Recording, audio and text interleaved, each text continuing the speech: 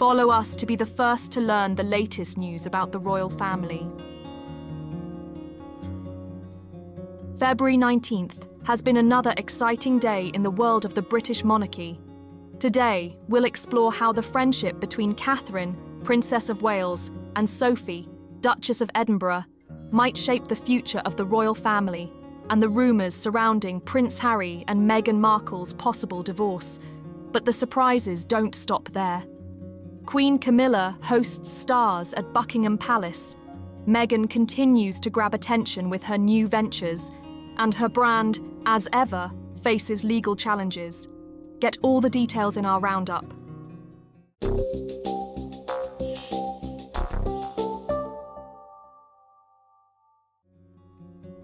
In the modern world, the British monarchy is undergoing significant changes as it strives to blend centuries-old traditions with the spirit of the times. One striking example of this transformation is the remarkably strong and informal partnership between Catherine, Princess of Wales, and Sophie, Duchess of Edinburgh. Their relationship, which emerged amidst the first waves of public scrutiny and endured numerous trials, is now regarded not only as a personal friendship, but also as a strategic element that could shape the future image of the monarchy. Both women entered the royal family while staying true to their roots and drawing on their personal life experiences. Becoming part of an institution historically reserved for aristocracy, Catherine and Sophie faced bias and criticism due to their non-aristocratic backgrounds. However, it was precisely their similar journeys, stories of ordinary individuals becoming integral parts of Britain's greatest institution, that helped them find in each other not just support, but true allies. This shared experience allowed them to establish an emotional and professional connection that eventually evolved into an inseparable partnership. With her background in public relations and deep understanding of royal protocol, Sophie became a guide of sorts for Catherine, helping her navigate the intricate labyrinth of palace rules and traditions. This mentorship allowed the young princess to adapt more quickly to society's high expectations, which in turn helped soften the criticism regarding her ordinariness. Events such as Trooping the Colour, Wimbledon, Ascot races, and even challenging moments at royal weddings highlight the natural and effortless way they interact. Their ability to find moments of personal humour and support in the most formal settings speaks to a deep emotional bond that helps them cope with stress and public pressure. Experts analysing their gestures and non-verbal communication note that even when the strictness of protocol demands restraint, Catherine and Sophie managed to convey mutual understanding and support while remaining true to their individual principles. The partnership between these two women extends far beyond personal relations. It has become a symbol of a new era in the British monarchy, one that balances traditional values with modern elements. Catherine and Sophie's friendship demonstrates how historic traditions can be combined with contemporary approaches to leadership and public responsibility. Their alliance embodies continuity, where the experience of senior royals is complemented by fresh ideas, and mentorship plays a key role in adapting the institution to modern challenges. At a time when the monarchy is striving to become more relatable to the public, the sincerity and openness displayed in Catherine and Sophie's relationship serve as a compelling argument for modernising the royal family's image. A partnership built on mutual trust and genuine involvement in each other's lives helps break down barriers between the monarchy and civil society. Looking ahead, several key areas emerge where Catherine and Sophie's close collaboration could influence the evolution of the British monarchy, modernising traditions. With younger royals playing an increasingly prominent role and the growing need to adapt to contemporary realities, their partnership could serve as a model for a more flexible and innovative approach to managing the monarchy's image and internal structure. Evolving roles within the royal family. The traditional divide between senior and junior royals is gradually blurring. In an era where every public appearance reflects family values, Their partnership could become a catalyst for redefining roles, placing mentorship and mutual support above rigid protocol. Social significance and public influence. Modern society values authenticity and emotional openness more than ever. These very qualities define Catherine and Sophie's partnership, which could prove crucial in securing the monarchy's support among younger generations seeking more transparent and humane institutions of power.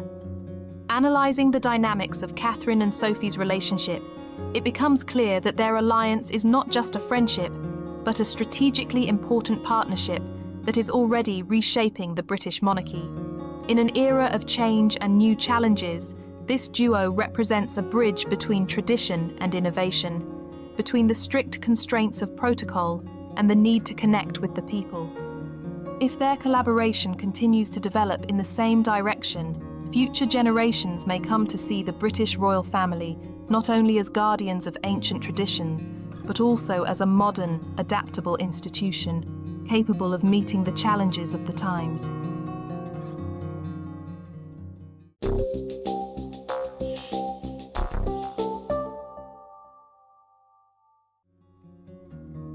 Recently, royal analysts have been actively discussing rumours about Prince Harry's alleged divorce from Meghan Markle. One of the key topics of discussion revolves around speculation that the couple has supposedly experienced a series of disagreements and relocations. Claims that, according to Harry, do not reflect the true state of their relationship. This reaction can be seen as a defensive mechanism. He is trying to minimise the impact of gossip and emphasise that his marriage is not just another dramatic tabloid headline. Prince Harry has repeatedly expressed his frustration with aggressive journalism, which often distorts facts and turns personal struggles into public spectacles. His fight against cyberbullying and toxic commentary is not only an attempt to protect his own reputation, but also a call for a more humane approach in the media space. Perhaps Harry deliberately uses humour and irony to highlight the absurdity of these rumours and flip the script in which his life becomes a commodity for mass media consumption. Considering these events within the context of modern celebrity culture, one could assume that Harry is intentionally playing on the contrast between personal pain and a public persona. His dismissal of the rumours is a way to regain control over his own narrative, rejecting the media-imposed stories. It is possible that his words are not so much an admission of marital problems as they are a strategic move to reduce public pressure and restore personal autonomy. Another equally significant topic is the open criticism Harry has directed at the royal family through books, interviews, and media deals with platforms like Netflix. His statements, primarily targeting figures such as Princess Catherine and Camilla, have sparked heated debates both among the public and within circles of monarchy supporters. Harry's criticism can be seen as an expression of deep internal conflict with long-standing traditions, where personal ambitions and the desire for independence clash with the rigid norms of the royal family. His public statements are not just attempts to draw attention, but also a means of voicing his dissatisfaction with a system in which he feels isolated and constrained. His refusal to remain silent about such influential figures as Catherine and Camilla can be interpreted as a sign that he seeks to redefine the role of the modern monarchy in the era of digital technology and social media. However, the commercial aspect of his actions cannot be overlooked. Book deals and Netflix contracts, despite their symbolic significance, also have financial implications. One could assume that, under constant public scrutiny and suffering from media harassment, Harry is using his platform not only to change the rules of the game, but also to secure his financial independence. In this context, his criticism of the royal family becomes a tool that simultaneously allows him to express personal grievances and attract an audience eager to follow his every move. On one hand, Harry positions himself as a champion of justice and reform within the royal system. On the other, his actions are often perceived as vengeful and calculated. This dual image creates a complex identity dilemma. Can someone raised within a framework of traditions and obligations ever truly break away from their family's legacy? The answer to this question remains open, but one thing is clear. Harry is deliberately pushing boundaries, offering society an alternative perspective on the role and function of the modern monarchy. Analysing Prince Harry's recent statements, one can conclude that his behaviour is the result of a complex interplay of personal experiences, the desire for self-assertion, and the need to adapt to new media realities. On one hand, his response to rumours about his divorce from Meghan Markle reflects exhaustion from constant gossip and an attempt to reclaim control over his own life. On the other, his criticism of the royal family demonstrates a profound break with traditional norms, driven by both personal grievances and a quest for freedom and financial independence. Ultimately, Harry finds himself at the centre of conflicting societal expectations. He is expected to be both a symbol of change and a guardian of family traditions. Perhaps it is this very ambivalence that makes him one of the most talked about figures of our time.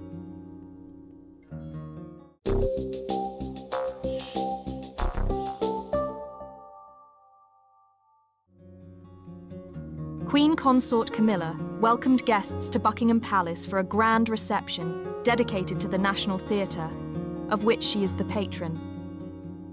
The evening brought together renowned actors, theatre staff, and supporters of the institution. Camilla engaged with many of the invited guests, including such notable figures as Leslie Manville, Kate Blanchett, Rory Kinnear, Imelda Staunton, and Jim Carter.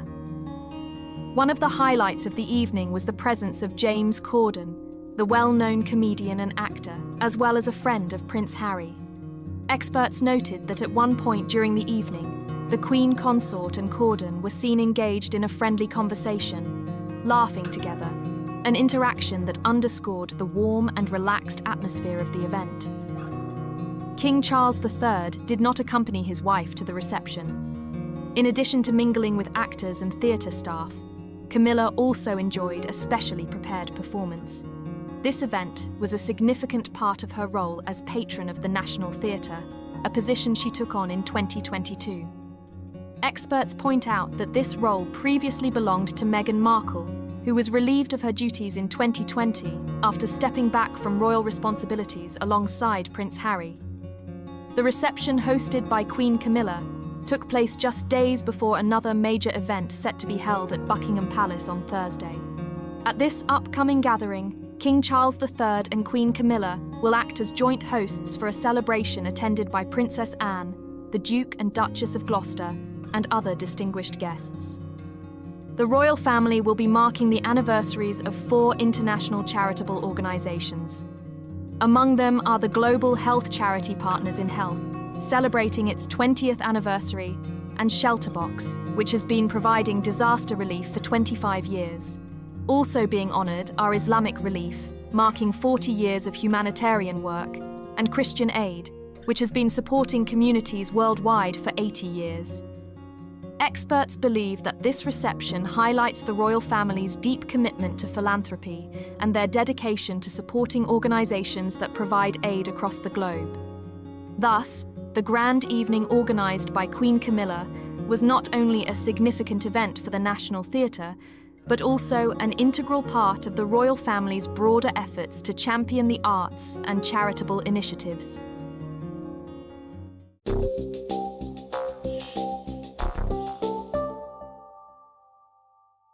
Meghan Markle to Prince Harry: "We must overshadow Kate Middleton together." The Duchess of Sussex, Meghan Markle, constantly finds herself in a frustrating and humiliating situation. No matter what she does, she is criticised, and she always seems to fall short in the battle for public favour, compared to her sister-in-law Catherine, Princess of Wales. Many argue that Meghan and Kate shouldn't even be compared, as they live in completely different worlds. However, convincing Meghan of this seems to be a lost cause. For Meghan, popularity is measured in magazine covers and media coverage. It stings even more that while she reportedly has to pay anywhere from $100,000 to $500,000 for a feature in a second-tier magazine like Star, $100K for a single page, $300K for a spread, and $500K for a cover story, Kate, on the other hand, is highly sought after by top publications. Editors would bend over backward for an exclusive photo shoot with the Princess of Wales, and if she declines, they resort to publishing official photos released by the palace, paired with glowing articles about her. In the coming weeks, however, Meghan will have an opportunity to prove her worth in the public eye. On March 4th, she will finally launch her long-delayed Netflix show, With Love, Meghan. At the same time, she will unveil her much-hyped lifestyle brand, now renamed As Ever, a project that has been through so many iterations it's hard to keep track.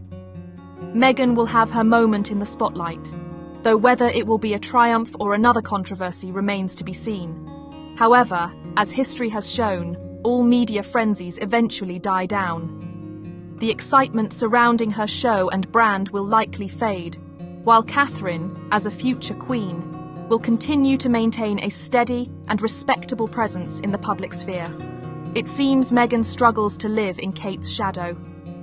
While Catherine recently visited a hospital treating cancer patients, a children's hospice, and even a women's prison to learn about the conditions for incarcerated mothers and their children, actions that earned her praise in the media, Meghan's charitable efforts have been met with much less enthusiasm. She visited a fire-ravaged area in Pasadena, donated supplies to the girls of Altadena, and even secured a Billie Eilish t-shirt for a young wildfire survivor. She also appeared at the Invictus Games, where she and Harry were photographed kissing. Yet somehow, none of these actions resonated with the press the way Kate's engagements did.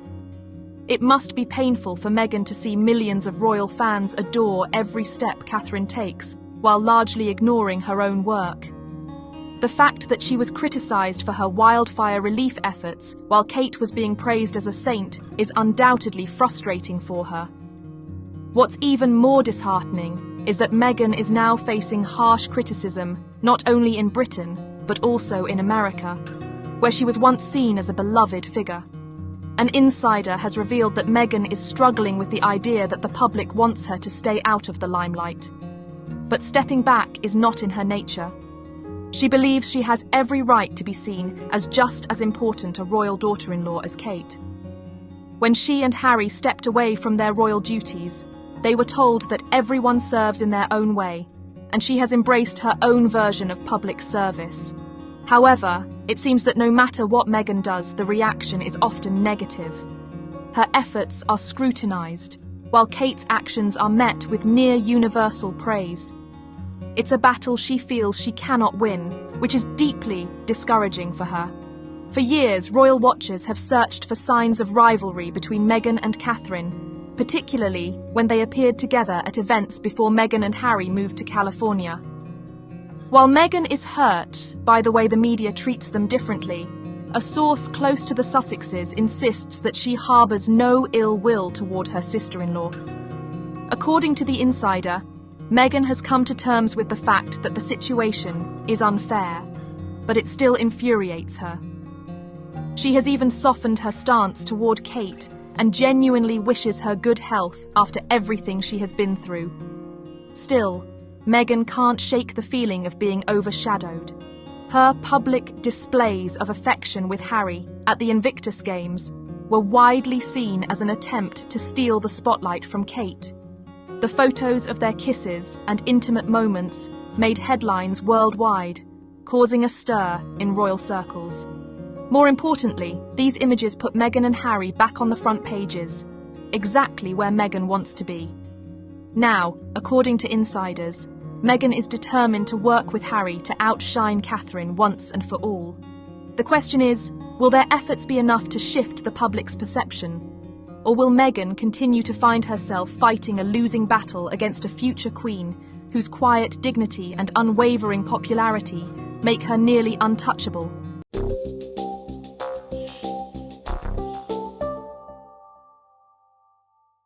Spanish scandal for Meghan Markle, facing a lawsuit for plagiarizing a town's emblem. Meghan Markle's latest venture, As Ever, may have already hit a major legal roadblock.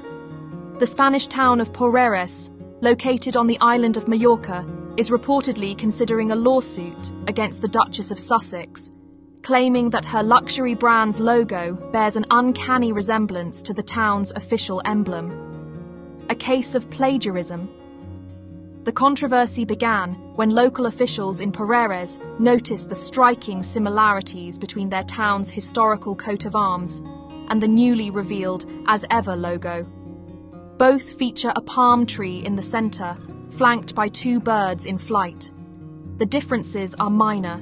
The Pererez emblem is colored with orange and green for the tree and black for the birds, set against a white background, while Meghan's logo is in a monochrome dark grey and white. The town's mayor, Francisca Mora, called the resemblance surreal in an interview with the local newspaper Ara Balears. She confirmed that the town hall is currently deliberating legal action against Meghan Markle, questioning whether she had encountered the emblem during a possible visit to Mallorca.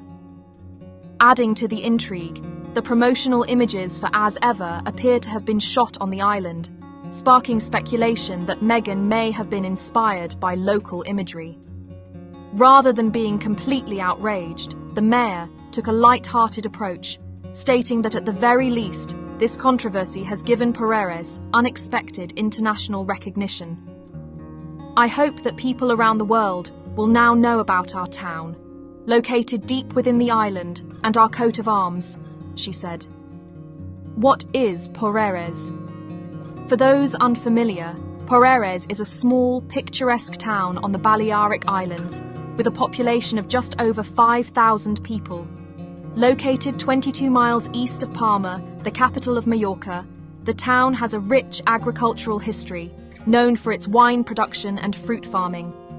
Over the past few years, Pererez has gained popularity among tourists seeking a more authentic, rural Mallorca experience, and its tourism board has even labelled it a must-visit destination for wine lovers. More branding chaos for Meghan? This potential legal battle only adds to the series of chaotic missteps surrounding Meghan's brand. The As Ever rebrand came after the sudden abandonment of her previous brand, American Riviera Orchard, ARO. Reports suggest that the rebranding process was rushed, with As Ever hastily repurposing old promotional material that had been created a year prior. Adding to the confusion, the launch announcement was leaked online at least 24 hours before Meghan officially revealed it, forcing her to address it earlier than planned. The announcement also came just 2 weeks before the premiere of her new Netflix lifestyle series, With Love, Meghan. Legal and trademark issues. To make matters worse, Meghan's new brand hasn't even been officially trademarked yet. As of February 18th, 2025, the US Patent and Trademark Office, USPTO, still lists As Ever as pending review. This means the application has met the minimum filing requirements, but has not yet been assigned to a legal examiner. A branding expert has even mocked the situation, comparing the rushed launch to a headless chicken strategy and stating, "You wouldn't catch Kim Kardashian making such an amateur mistake." The last-minute name change, according to PR professionals, suggests instability and uncertainty behind the brand. What's next? With the potential lawsuit looming, Meghan Markle may soon be facing yet another rebranding disaster. If Pererez follows through with legal action, As Ever could be forced to redesign its logo, or worse, face further scrutiny over its legitimacy. The question remains, was this an innocent mistake, an unfortunate coincidence, or another PR disaster for Meghan Markle?